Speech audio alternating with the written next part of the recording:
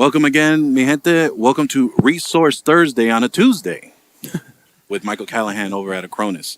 I'm your host, Paco Lebron. This is the place to learn how to run your IT service business, whether you are a one-person shop or leading a team for the journey. This is the place for you. Let me go ahead and introduce my co-host. We have none other than this spectacular, the amazing, the sensational, Rick Smith. How the heck are you doing? I'm doing great. After that introduction, I feel wonderful. Well, what's left for me after that? Oh, no. He's got more acronyms. Oh, yeah, no. We came to bring the audience a very, very special guest today. Wow. We have none other than Michael Callahan.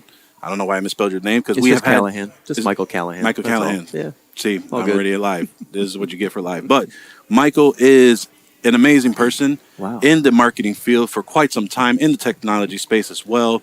As I mentioned, the CMO of Acronis. Michael, how are you doing this fine day? Awesome. Yeah. Really happy to be here with you guys. Perfect. And so me and Michael actually have coordinated a few times. I am on the Partner Advisory Council with Acronis, and it has been a great experience, not only kind of hearing some of the ideas and just kind of the vision that Michael has brought on and really trying to figure out how to get the messaging and just the image of Acronis across the globe as the global company that it is. So it's just to your expertise.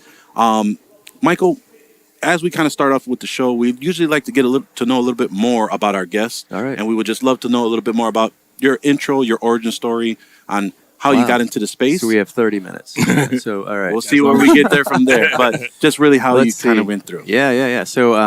So I was born, I'm not going to go year by year, of course, but I was born in Detroit, grew up in Cleveland, went to school at Ohio State, OHIO, if anybody that's listening from Ohio State. Got into, I was an engineer by undergrad, went into sales, which was an awesome experience. And in fact, I would encourage anyone to go into sales as one of their jobs out of school. It teaches you, well, we all sell all the time. And actually being in a sales job, it will benefit anybody, whatever career they're in. But I did, I went into sales, went back, did a business degree, and came out and then was an SE for a while, then a product manager, product marketing, and then kind of all the marketing roles of corporate marketing, communications, branding, field marketing, demand gen, kind of all of it. And the last couple roles have been as a chief marketing officer. That's awesome. Yeah. I think that is an amazing thing to talk about, and that's really sales, because I do agree. You are always selling. No matter what it is that you're doing, you got to convince someone. You have to give them a nudge. It is something that should be ingrained in yourself, especially as an entrepreneur, as a business owner. You just have to handle the sales. Rick, do you consider yourself a good salesperson? I consider myself a salesperson in training. There you go. But I try as hard as I can. But it is all. I mean, it's like we're all selling. We're selling ideas. I mean, whatever it is, from the basic, like, where do you want to go to dinner, right? That's a little bit of a sale, right? Like, well, I'd rather have pizza tonight, or I'd rather have whatever. We're all selling, even if our jobs day to day aren't sales with a quota behind it. We're all selling, and it's a skill that everybody can use. And I think the biggest reason behind that is when you're in that environment, it forces you to think from the other person's perspective. You're always thinking, what's important to them? How can I help them achieve what they need? And that could be a sale. You're finding out what people's problems are, or just in life, like, what is it that your boyfriend or girlfriend or your spouse or your significant other, like, what's important to them, and how can you help? Yeah, I mean, question-based selling is such an amazing tool, and to the point where even Eric Simpson in his session was just talking about, you just have to get to the questions. You have to understand, how can you be empathetic to that person you're talking to, whatever the sale may be, and understand that you really want to try to make sure that whatever you are selling is going to be beneficial, and when you believe in that solution. But speaking of solutions, we're obviously here at the Acronis Cyber Studio. We're in the Acronis Cyber Fit Summit, obviously with the mission and the messaging and just all around what Acronis is trying to do. Yeah. What's new with Acronis? So we're talking a lot about the complexity problem that people have. So a lot of the MSPs and service providers have experienced, having to manage multiple vendors, like sometimes up, 10 or more vendors. There's a statistic we have that it's like 67% of MSPs are managing more than 5 vendors, which is crazy to think about. Not only are you having to become an expert in that technology, but now you've got to handle all the invoices that they send you, and then all the training and the hire. Like, people get specific, like they get specifically trained on that, and they have those skills.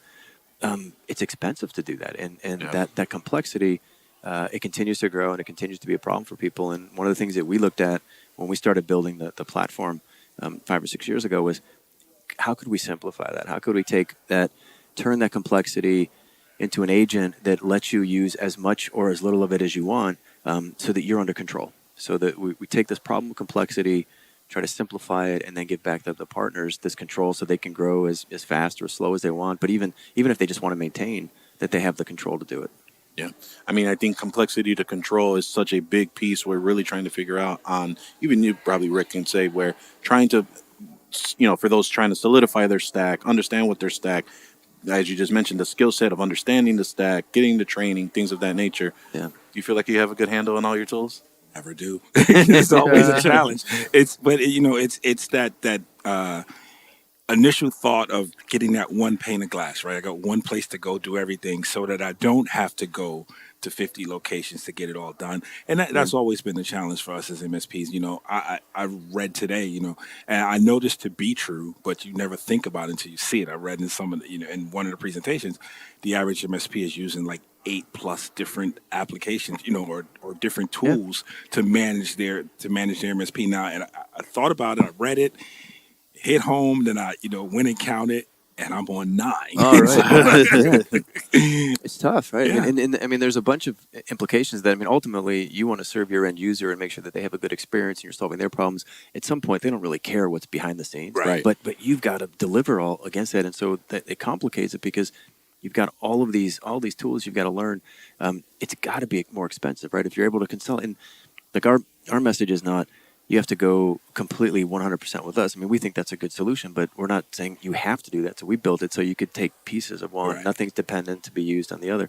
But being able to simplify that just on the basics, just the cost side, it's almost like you get a volume discount. If you move, like, Right. that if you buy one thing from 10 people, it's going to cost you more than buying like 6 things from someone. I don't know, whatever, you know what I mean? The numbers on that didn't work like I thought in my head, but you get the point. Like it's better. I mean, even down to the point where, going down as far as like when we solidified all our tools into the Acronis stack back in December of last year, exactly that. And not only is it a kind of like you mentioned, the volume discount it's not just what Acronis has right now. I mean, you just made a lot of announcements this past conference on additional things that you're adding. And now you're just kind of looking into where if you do want that single pane of glass, if you do want to be able to have that complexity to control and being able to kind of solidify in one pane of glass and not having a pane, being able to really get that to the point where now you can kind of get into additional tool sets and now you can alleviate some of that complexity, alleviate that billing complexity as well, as you mentioned earlier, and kind of driving it all down and really having the full control in one place to figure it out. So I think that's a great messaging that you have. It made me just think of a marketing campaign when you said that. The way that you said that, I was like, could we do something with pane in the glass or pain in the glass? Like something there that you can play off. I don't know what it would be. I can't take credit for that. That's our former co-host, Jeff Hallish, who coined that phrase that I heard it from. So I have to give him credit. Yeah. Jeff, we miss you. But it's definitely a term in our community that we use quite a bit. So, but, that's great to hear. I know, again, there's so much that's going to be happening and being in development with Acronis. Yeah. Obviously being on the PAC, on the Partner Advisory Council, we're adhering to, listen to a lot of that and providing some of that feedback. So it's a great path that everyone's trying to be on. Cool. But, on this episode, we wanted to do something a little bit different for Resource Thursday. Normally on this show, we do highlight a vendor and try and talk about the resources that vendor offers. What I thought would be great, seeing that we have the chief marketing officer here, is why don't we talk a little bit about how to really market cybersecurity, but for the MSP's end user. And your experience from talking to partners here in Acronis in the past, cybersecurity is such a hard technical topic and subject to cover. And the media has not helped to try and that's true. Really get to our end clients to explain what cybersecurity is. Obviously, being in the marketing field, have you seen, or how can we communicate what and how important cybersecurity is as best as possible? Yeah, I think a lot of this comes down to almost a little bit of the discussion we're having at the beginning. But to effectively communicate security, the security solutions you have, you have to go back to what's the problem that people have, and really understand that, and then you can package the solution. And at that point, it almost becomes it just becomes obvious or inevitable, right? But if you ask the question, understand what is the issue you're having? Is the issue that you're having? People keep clicking on email links that are that are going to download ransomware, or is the issue that you have people taking files and sending them publicly, right? So they're sending them through public out to a public Dropbox, and so you're kind of losing control of that sensitive information. Yeah. Figure out what those problems are, and then you can come back and say, "Here's how we can solve that for you." And I think for MSPs, you're delivering less of a technology and more of a solution. So if you can say, instead of, I'll give you an example, right? So instead of saying, "Hey, we can sell you a data loss prevention product," and which is known as DLP, and DLP does all of these things, and the customer is going to go, "Okay, I don't know what fine, that sounds another letter acronym thing." But if you can go to them and say, "So you've got sensitive data that for whatever reason, your employees are deciding to not use your own share points or your own share sites, or the attachments are too big to send through email, so they're going to Dropbox or they're going whatever, and you want to control it." If you can go to them with a solution, say, "We can control that your most sensitive information doesn't leave the walls that you've created, wherever those walls may be," that's something that's interesting to you. Well, they're all going to say yes, more than saying, "Man, I need DLP." Because DLP isn't the problem they have. The problem they have is they have stuff that's important that's getting outside of whatever walls they've constructed. I mean, pain points is such a huge success in the matter of understanding where that pain is and how can you alleviate. I think your story just really resonated, because we just recently had onboarded a new client where they were on a provider. She had subcontractors. They were kind of just doing their own thing. They were on the host provider's email platform. We ended up migrating them over to Microsoft 365. And then through all these just discussions as we were doing this migration was, I'm having issues with my emails. I don't know where everything is stored. And through this whole process, where it was a project, I ended up closing them as a managed service client, because I was able to, with those concerns and pain points, I was able to come back to her and say, "Okay, you're having problems with your emails because someone is logging into your email every 15 minutes from these several different states and countries. We need to put 2FA on your email right now. You don't know where all your data is stored because everyone's been IMAPPing all of it to their personal Google Workspace account or Google Gmail accounts and put labels to email out as that. We're going to drive all that into SharePoint." So being able to ask those questions, now providing them the actual solutions of, hey, we can help you regain control of your environment. We can go ahead and reduce the complexity of what's going on with you and help mitigate as much as we possible of those threats kind of moving forward. Yeah.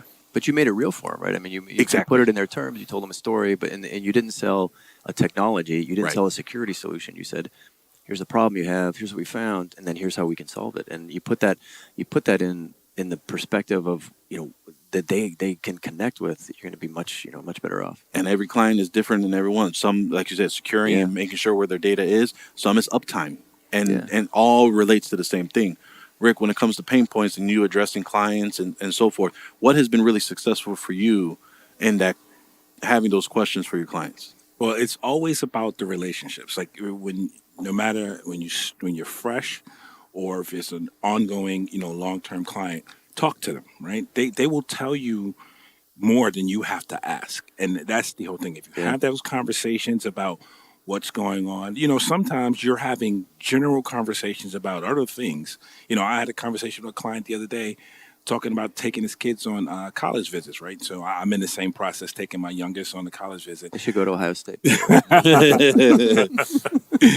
Where her mom's VP at the University of Dayton, so we can't. All right. But anyway, she's going East Coast, don't worry about it. But, in that conversation, we talked about, her, and he's talking about all this information that comes in. He goes, and it goes back to the same thing same problem we're having in the office now about, we got data kind of like everywhere, and I don't know what to do. So we I told him, I said, hey, we can have this we can talk about this. I have some solutions for you, some thoughts on it. I didn't want to press it at the moment because we were talking about the kids, things like that. But it's one of those things where, again, I'm not probing for information at that point. The conversation just led there, but he gave me what I need to give another solution. And when what you did, I think, which is cool, and that is like you built that relationship. You understand a little bit what may be going on in their life, and you could, if it made sense, without it being like over the top. I don't know, pushy. Maybe I don't know if that's the right word, but you can say, we can give you some time back with your kids. I mean, that's what this is going to do. Like, if you can get to that's really what's driving them or their pain point. The security part of it or the data management part of it, it's almost secondary. If what's really important is they're missing soccer games or they're missing baseball games or Right, football games, and you can say, hey, I think we can help you with this. And the only reason you're going to even know that is you build that relationship at the beginning, right? Yep, All absolutely. Now, we talked about pain points. We talked about obviously, trying to relay and understanding the needs of a client when it comes to us trying to offer cybersecurity solutions, offering on helping the end client. What are some common missteps that you've seen solution providers do when implementing? I probably want to take this back, not implementing a strategy, because there's a lot that don't implement a strategy. They kind of just will do whatever they can on whatever avenues and medium and don't find any results. But are there any common missteps that you've seen through your history of working with partners and such that, man, I really wish they can just stop doing X? Yeah, And so I'll come back to this thing, which just it drives a lot of what I do, but it's this idea about the problem, understanding what the problems are.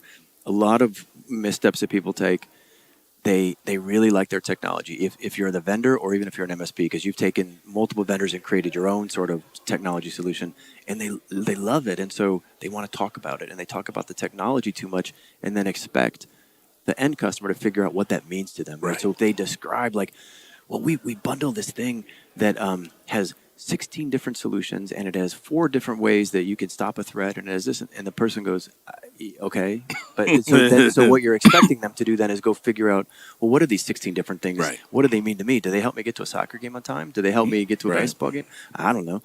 If you can talk about it in terms of the problem, it's better.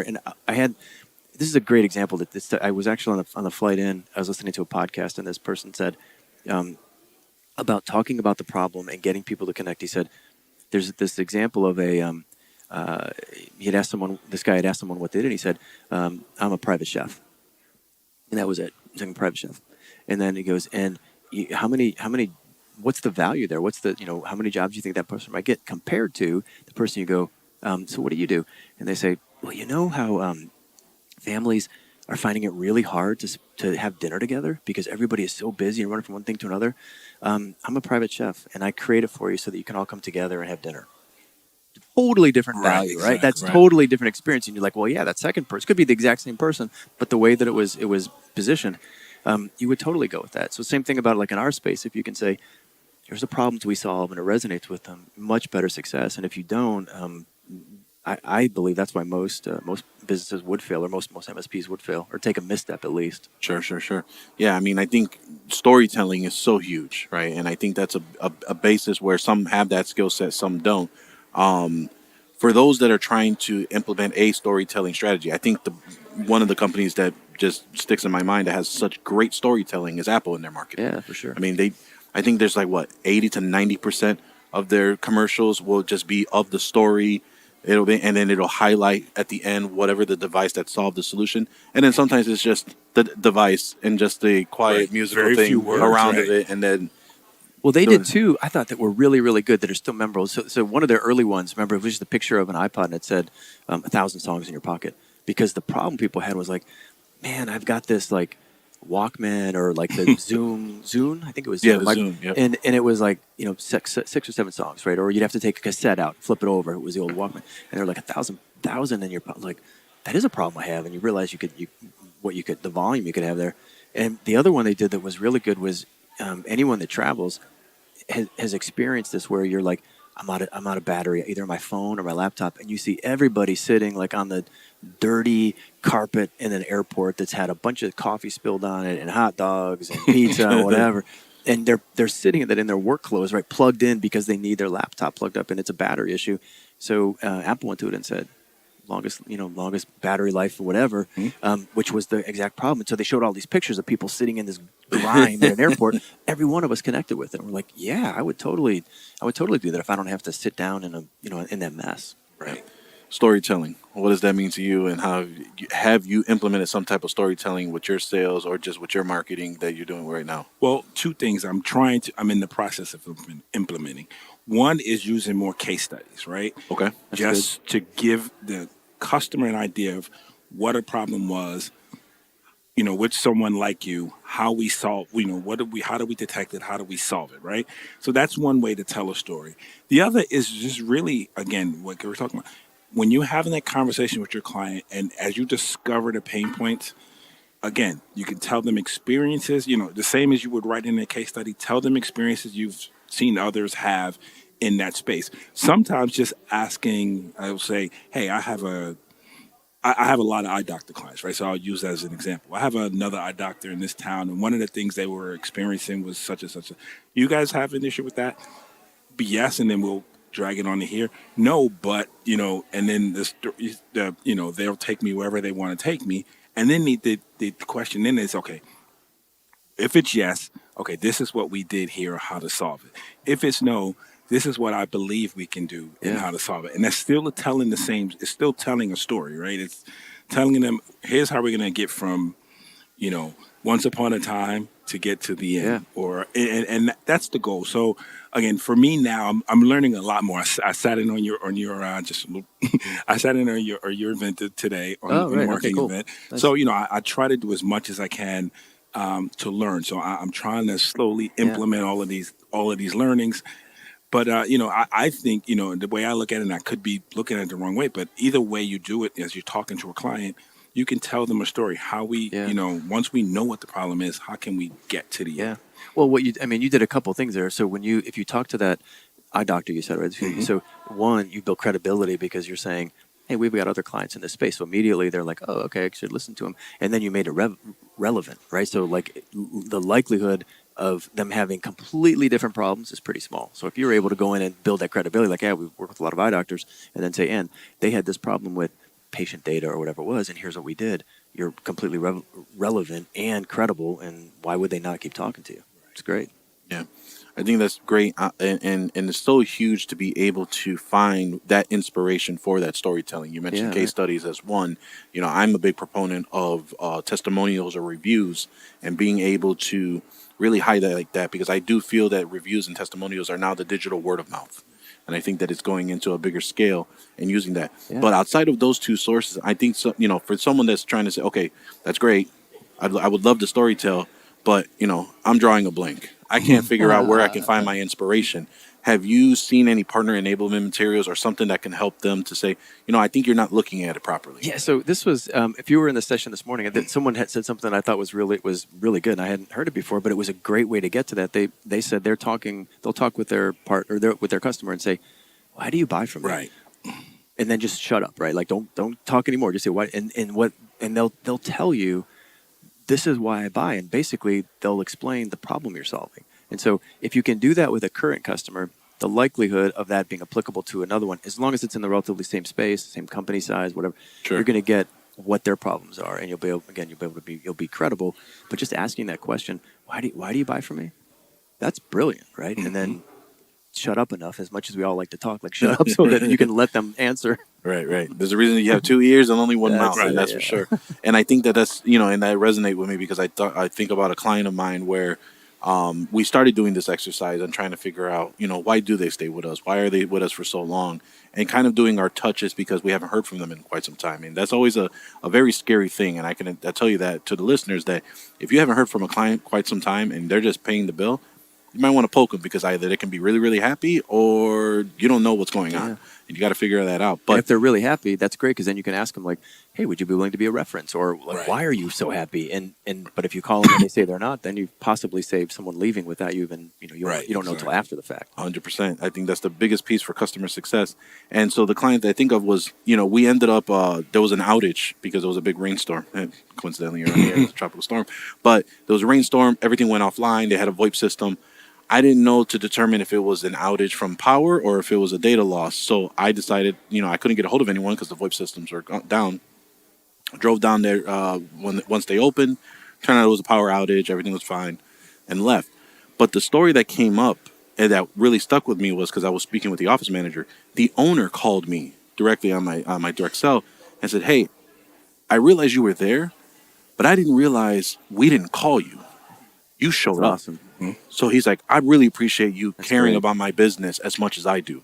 Thank you." And he's like, "You have a customer for life." And so that is something where you don't think, like, you being empathetic, and that's a big word that I use often when it comes to your clients and the sale process or marketing, etc.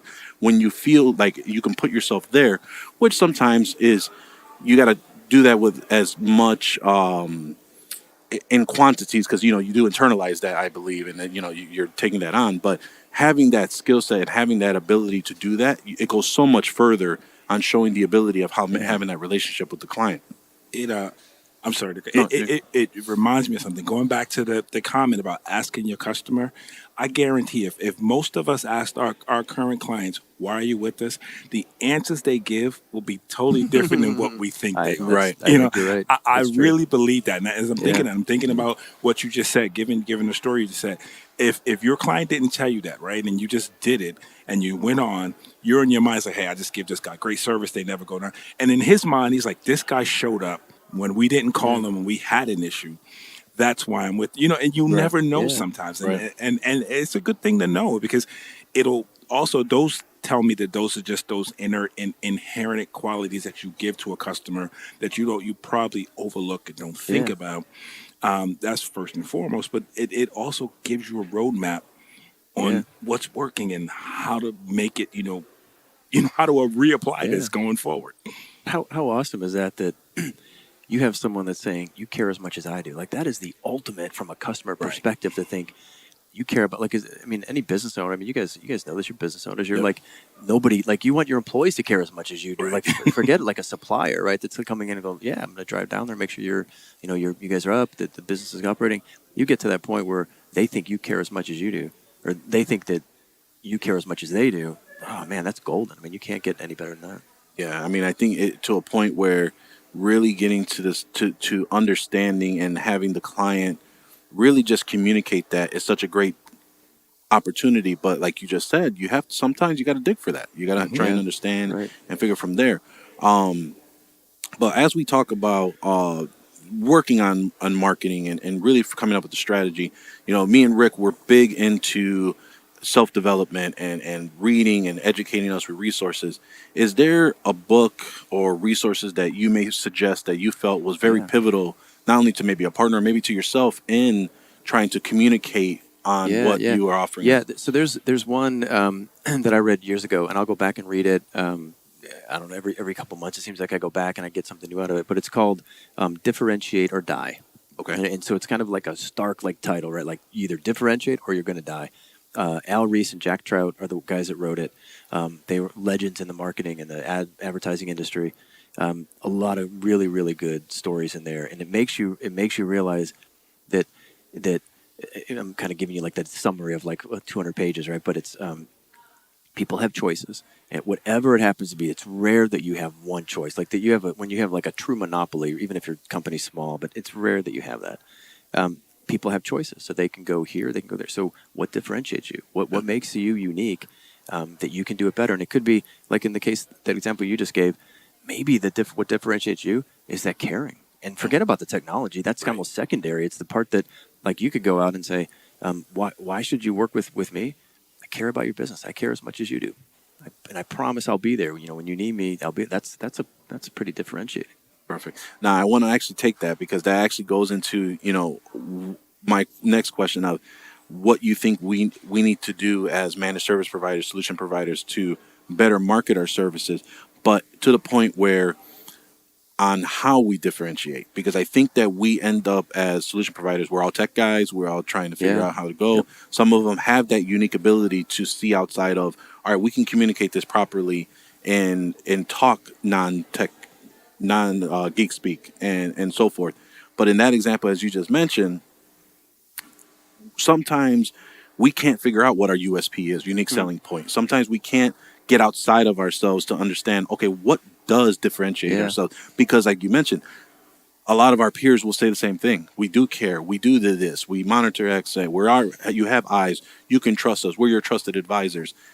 How does someone who feel that they're not unique go through some type of exercise or really do some good soul searching on how they are different than their competition, whether it's small, big, etc., to make a splash? I'll give you two thoughts on this. So the first one is, there was probably a reason you started a business. There was something in those early days that you did that no one else did, and that's why someone paid you. Someone saw value in what you were doing, and if you go back far enough, it's probably one thing. There was probably something, and it was either you were responsive, or they understood that you connected with them, or maybe you brought a unique technology at the time, or so you're always like innovative and cutting edge. There was something in that initial, when you formed your business, that differentiated you, that someone found value and they were willing to pay for it. I would go back to that and see, does that remain, or maybe it's evolved over time. The second one is what we've talked about a couple of times now, is just to ask them, why do you buy from us?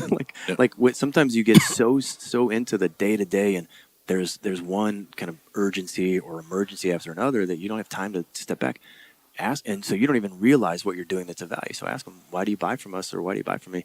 They'll tell you, and that could be the basis of at least the discussion of what could differentiate you. Because when you ask them that, and even if they don't say it that explicitly, you could say, why do you buy from me instead of other people? Like, not just why do you buy from me, but why do you buy from me instead of so and so? Right. And they'll tell you. Yeah, I mean, that is one of probably, and there's a similar book on just that, starting with why. Start with why, with Simon Sinek, and that's an amazing ability to try and really just, like you said, just peel back to the point of when you start and really try to figure out. Yeah. It's probably going to take some soul searching to figure out from you. But do you remember why you first started and why you did this? I do remember. Okay. I was miserable at my job, first and foremost. At my corporate job, I was miserable. And, it got to the point where I was doing a job to support the family as opposed to doing a job because I loved it, right? I found my passion in the technology. Found that I was spending most of my time now. And even though my job was in tech, I was spending most of my time building computers, figuring that out, working on it, and that's where my passion started. So I started as a break fix, but my passion was, again, to give people the services they needed. My whole thing was to do it all in home, right? You don't have to pick your computer up and take it to, Geek Squad or whoever. Right. I'll come to you and I'll fix it. And if I can't fix it there, I'll take it and then I'll bring it back. That was, and I'll just say for me, I enjoyed when people were happy with the service. It was the most important thing to me. I learned a lot. I wasn't charging enough. I got so much gratification out of just the fact that someone had a problem, I solved it, and they were happy with it. So that's. I would say what's interesting in your story, and maybe it applies to others as well, is like it's one thing to have a passion about something. Like maybe you really, really like, I don't know, painting oranges, right? That's your passion. Well, if no one's going to pay you for that, that doesn't really help you to move things ahead. But in your case, I mean, you were like, hey, I think so. What motivated you was you didn't like the life you had, so it was an internal motivation to change your life. But it turned out that what you were doing, someone was willing to pay you to come to their house and deliver the service and like work on it until it was fixed or until it was solved. And if they're willing to pay you for that, they look at you as trusted. They look at you like, oh yeah, I like that service. It was positive. I felt it was a good experience. And then it just grows from there. Yeah. I mean, all great topics, all great stories. I think really what, for those of you listening, really try to figure out, start with that why. How did this first start for you? How did you get into it? What made you want to do it? Because even, and we're talking about marketing, but I'll go back into a little bit more of just a motivational factor. It may just relight something that in you that hasn't been there for quite some time, and maybe you've been in this rut and strut and trying to figure everything out. And getting back to basics, that I it's a saying that I love to say, that I love to hear, is sometimes you have to take 2 steps back to go ahead and move forward, and that's an ability to understand where you are, understanding that life happens for you, not to you, and then really getting down to brass tacks and figuring out how you want to kind of move forward. It's like a Springsteen song, isn't it? You're from New Jersey, right? 1 step up, 2 steps back, or something like that.